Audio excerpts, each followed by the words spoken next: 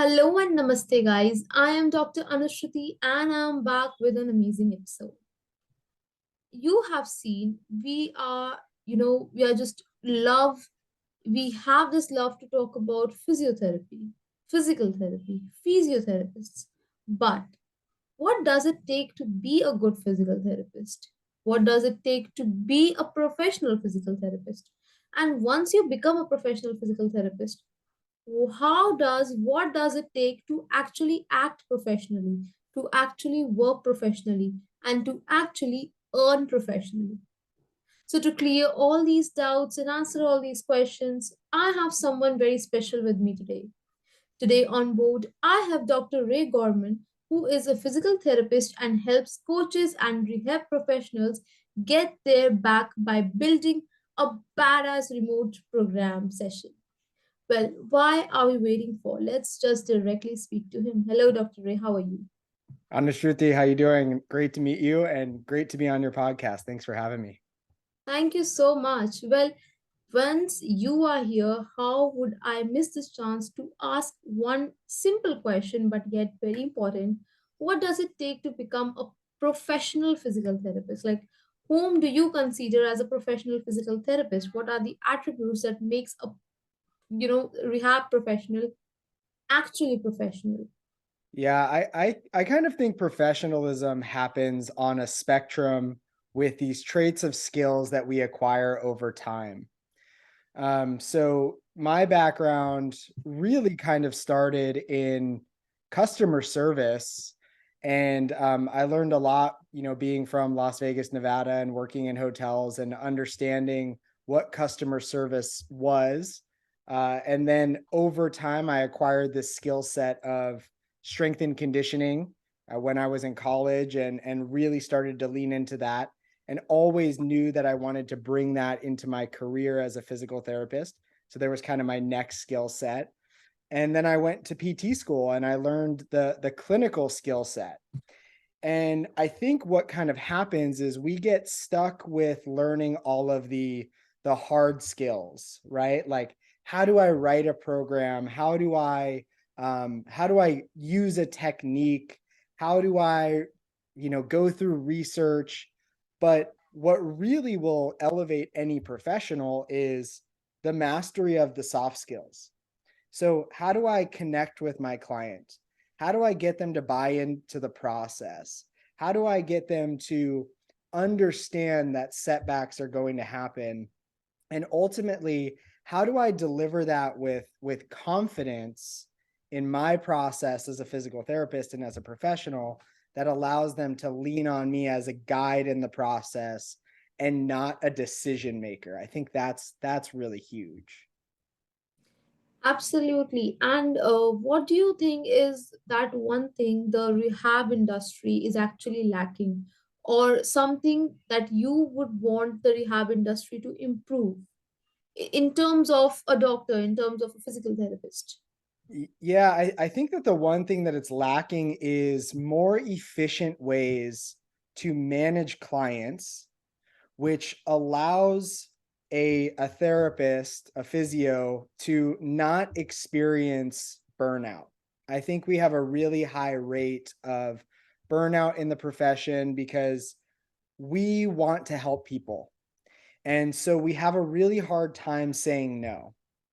But the mechanism of which physical therapy is typically delivered is in person, one on one, or in some settings there's one to many. I am typically an outpatient orthopedic physical therapist specializing in more musculoskeletal rehab, and more of the performance realm. So for me, it was understanding that if I wanted to expand out my career, I couldn't just see patient after patient after patient. I had to figure out a way where I could get outcomes that didn't leave me just significantly drained in energy at the end of the day. I believe so. I mean, all the other health professionals who are listening to this right now would agree with this. Yeah. Moving on, Dr. Ray, we have two types of setting. In treatment, in clinical setting, when we have one-to-one session with the patient, and the other which has been arised, which has just arisen so much after the onset of coronavirus, is tele-rehab. So, Yeah. what do you think is better for a physical therapist for his profession in today's time?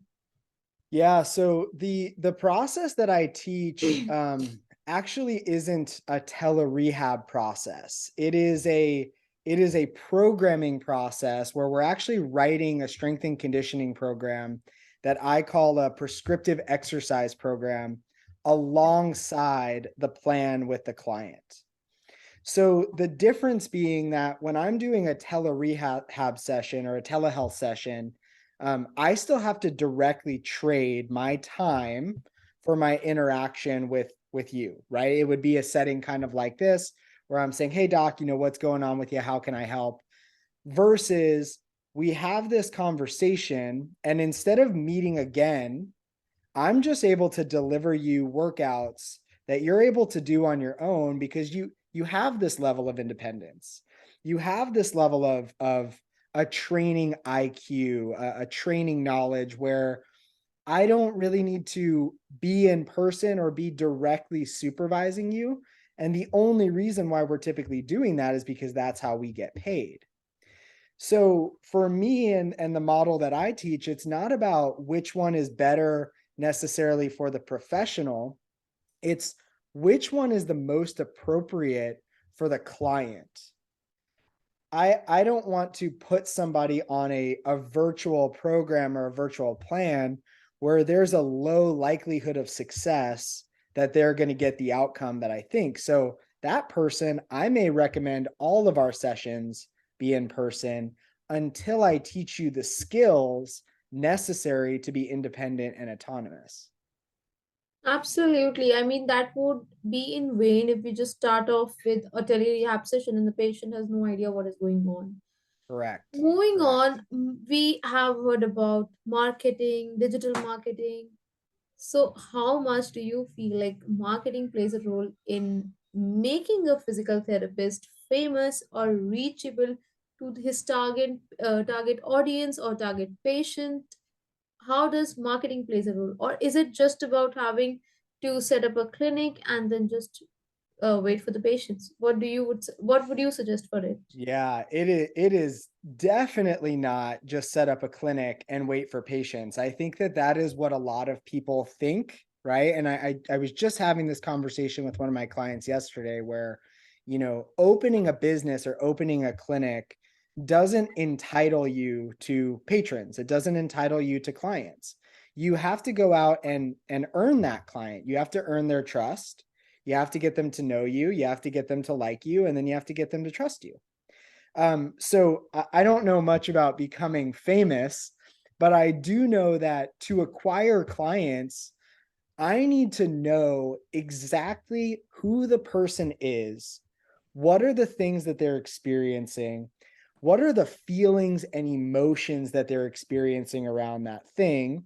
And then how do I tie all that in to my offer, right? So for example, my avatar is physical therapists who are kind of burnt out, who feel like they're underpaid, who are maybe commuting to work an hour each way, who are working 10 to 12-hour days, seeing 20 to 30 patients. I know what that feels like. So I can speak to those problems. And if you've ever been injured, let's say you're a power lifter and you've ever been injured hurting your low back, well, powerlifting is your thing. So it sucks if your back hurts when you deadlift. It sucks if your back hurts when you back squat. It sucks if your shoulder hurts when you bench press. So tie in the message of, does your shoulder hurt when you bench press and you feel like it's limiting your performance in powerlifting? Would you like a process that allows you to both train in the gym, get stronger, and perform at your peak ability? I've got a solution for you. That kind of ties in what's the problem the person has, how are they feeling, what's the outcome they want, and how can I help them? So marketing is more about the right message to the right person. Absolutely. Also, we have heard about funding, investments, Yeah. capital.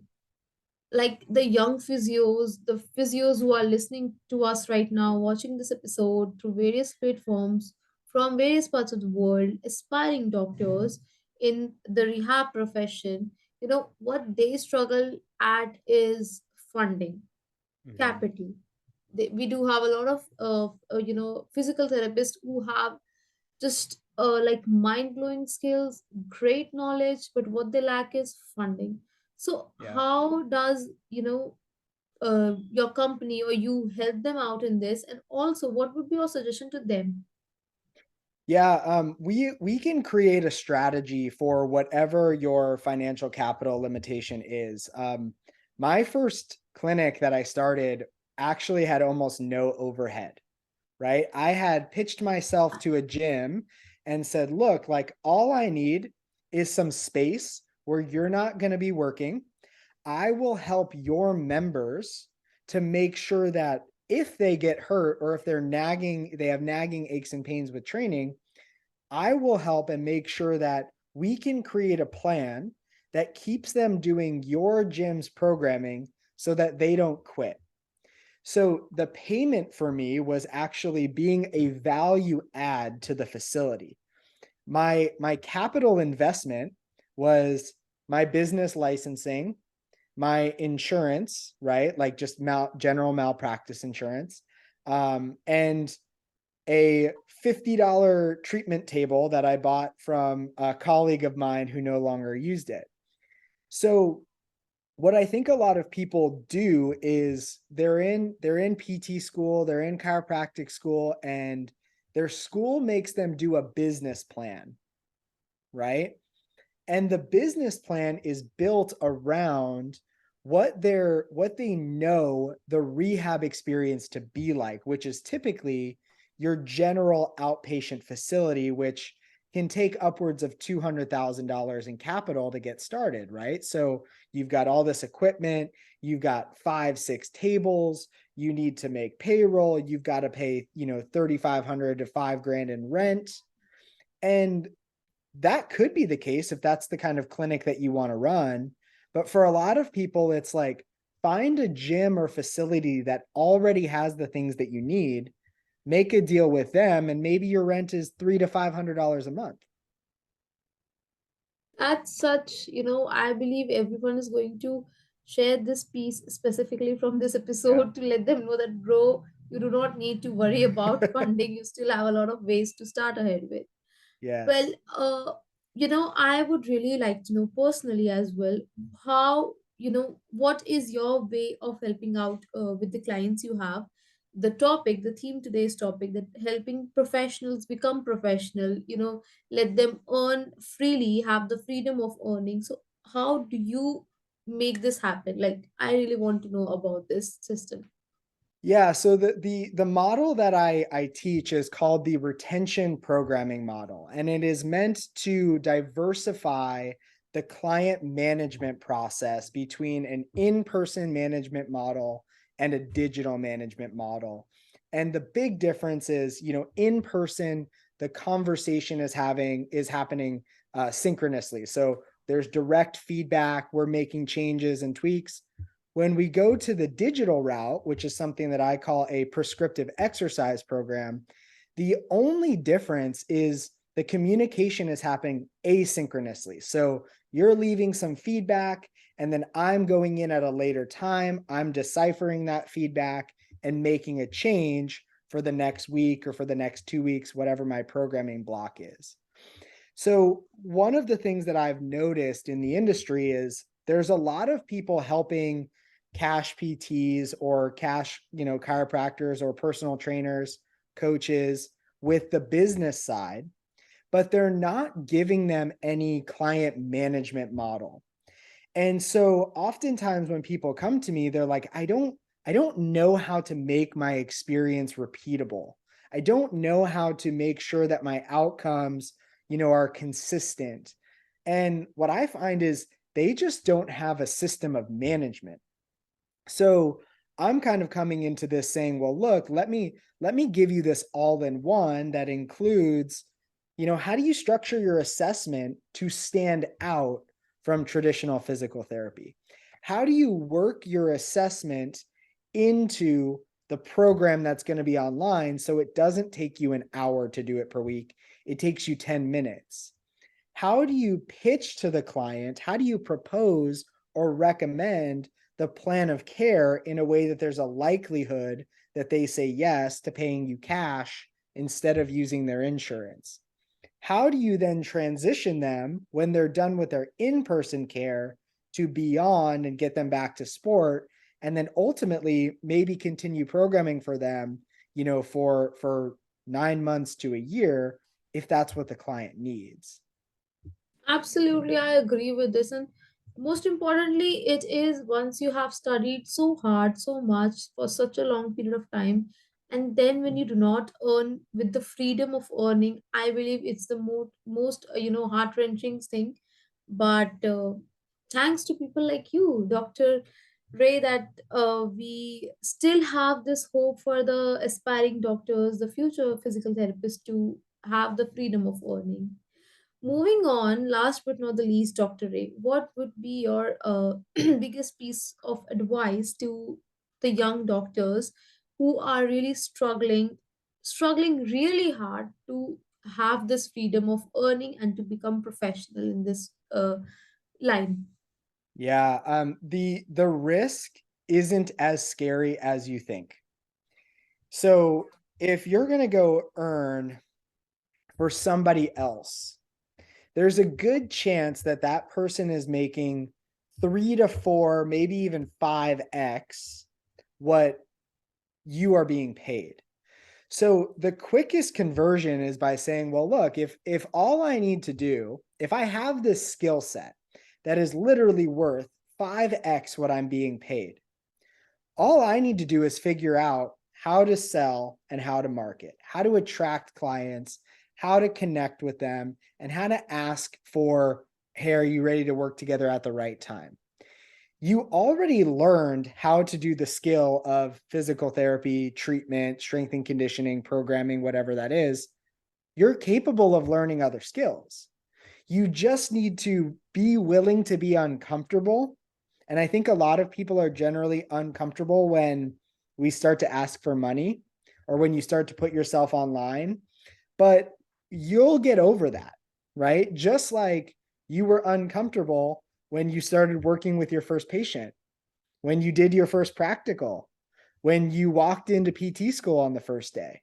You adapted and you got better at those things. So, you don't need to fall or settle for a low paying job offer because you think you need experience to start. You can actually fund that experience through your skill set. I think that's the biggest lesson. Well, that is surely going to be very fruitful for everyone, every physio, every chiro, every aspiring doctor, professional Yeah. listening to this episode.